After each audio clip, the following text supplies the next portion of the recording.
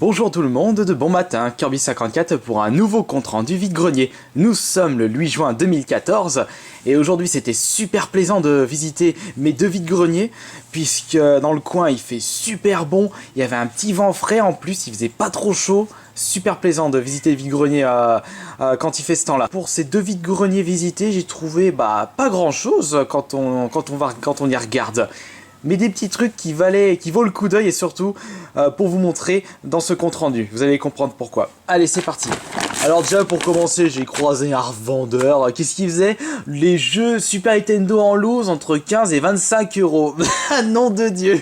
Mais n'importe quoi. Bon, tu vas me dire, il y avait un Dragon Ball, mais même à 20 euros le Dragon Ball qu'on voit. C'est même pas le Dragon Ball le plus rare de la Super Nintendo. 20 euros. Je voyais des jeux PS2, 20-30 euros le jeu PS2. Soi-disant parce que ouais, ce sont des RPG, ils sont rares. Face d'Andif, tu les vendras jamais à ce prix-là. N'importe quoi. Et le jeu GameCube, le Zelda, 60 euros. Enfin, n'importe quoi. Ça c'est des revendeurs typiques de vide-grenier qui vendent plus cher que dans les caches et limite aussi cher que sur internet. Ça sert à rien de vendre à ce prix-là dans les vide-greniers. Si les gens ils souhaitent acheter au vide-grenier, c'est forcément moins cher que sur internet. Et surtout, faut pas oublier qu'il n'y a pas de garantie dans les vide-greniers. Ça se trouve, vous achetez un jeu, il marche pas, vous revenez une heure après, le gars il a eu le temps de se barrer. Alors que sur internet, vous avez des garanties, vous pouvez faire des litiges, mais pas au vide-grenier. Donc pour ce compte rendu vide-grenier, on va commencer par ceci.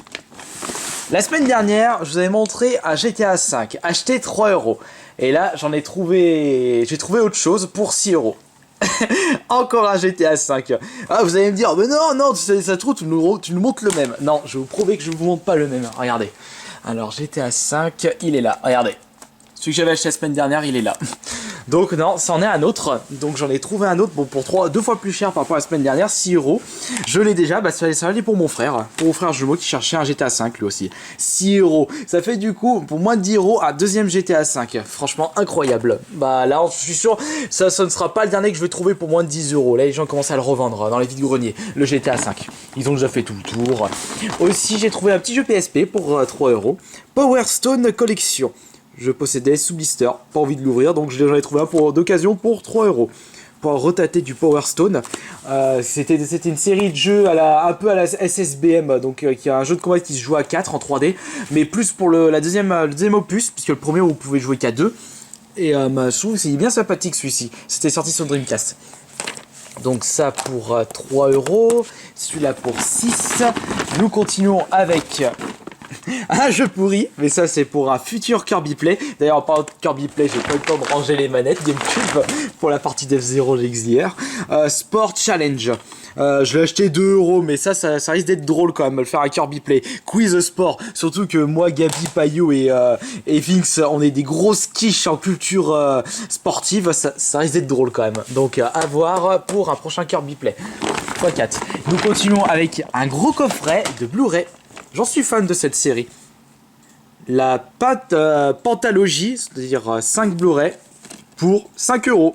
En plus, c'est encore neuf. Bon, allez pas me demander où est-ce qu'il les a récupérés, le gonze qui m'a vendu ça.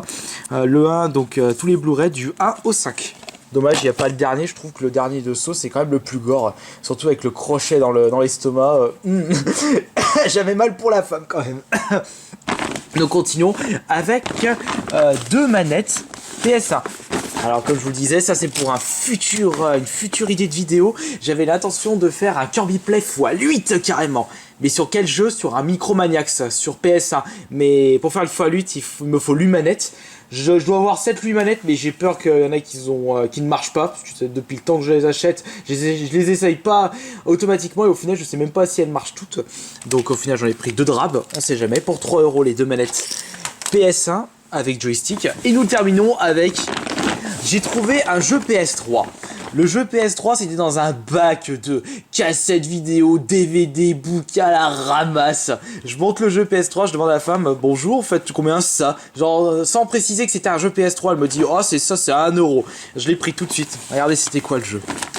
Black Ops 2 à 1 euro. Oh, j'ai eu du pot là aussi quand même. 1 euro Black Ops 2.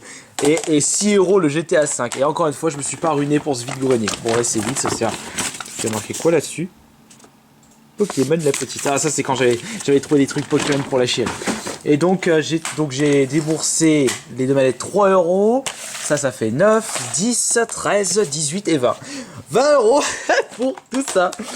Enfin, pour seulement ça, mais quand même 20 euros pour ça. Eh ben, dis donc. Encore une fois, un bon compte rendu vide-grenier. Pas grand chose, mais quand même de la qualité. Ça, je suis sûr que vous serez d'accord avec moi en voyant le GTA 5. Merci d'avoir vu cette vidéo et je vous dis à la prochaine.